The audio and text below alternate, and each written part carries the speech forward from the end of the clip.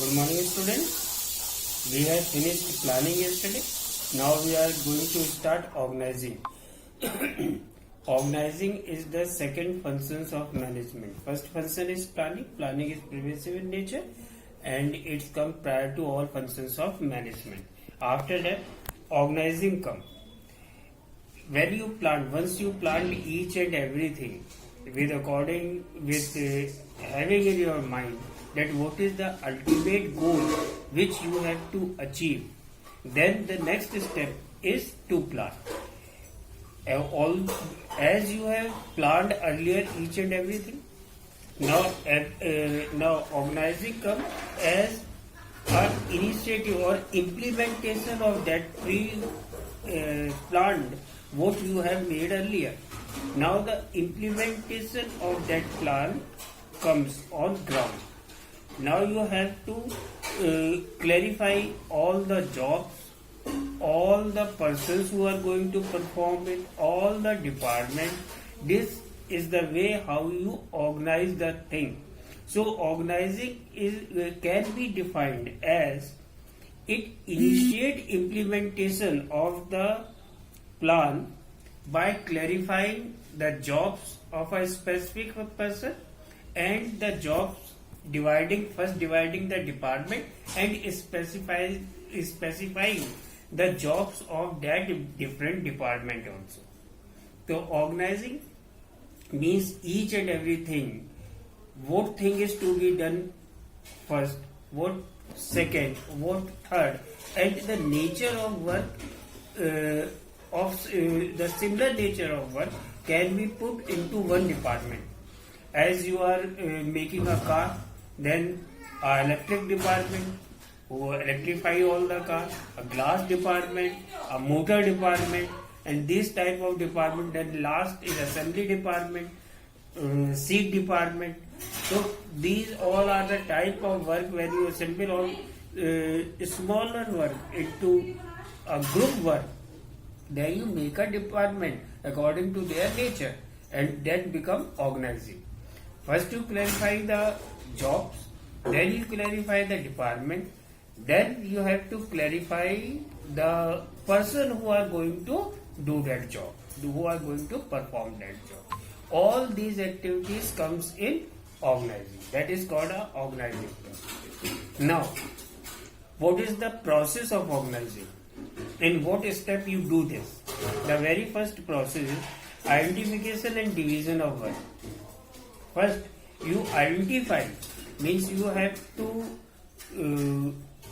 specifically point out that this is the work to be done. And then, we are taking example of motor car. When you manufacture a car, first you specify that there must be tail light, there must be headlight and speedometer and this meter and that meter. That all need wiring and each and everything. So first you identify all the work which is to be done in that department. Then you identify that, or you separate the work. That some particular people you will work on headlight, some of you will work on tail light, some of you will work on speedometer, some of you work when they assemble together. So in this type of thing, first you identify all the work, then you divide that work into a smaller group so that the execution of that work become easy and understandable to all the employees very clearly that what specifically they are required to do. That is the very first thing, identification and division of work. Second is departmentation. Departmentation is very necessary also. It comes that how you will in a smaller task, how will you do in different groups. You make a department, that means that department is responsible for especially that kind of work. That a metal department is wholly responsible for how the body is to be made, how much material is to be used, which material is to be used. That is all the department of material department or of body department.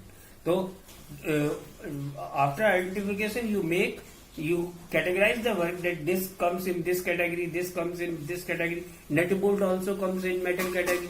So this all comes in department of metal. So that's in this way you do the departmentation. That is the second process. First identification and division. Second is departmentization. Third, assigning the duty. Division of work and assigning of duty. Division of work is divided. Then assigning the duty means the specialist who can do that work. You appoint the specialist of that very field to do that specific work, so that it can be done in full professional manner. It should be not in casual way. It must be in a professional way. Then the last thing is establishing the reporting relationship. Who will report to whom? Who is answerable to who? This authority relationship that must be established very clearly, so that everyone knows that who is his superior and how to whom you are going to report. So that is all about organizing and its process. It is all for this session. Thank you very much.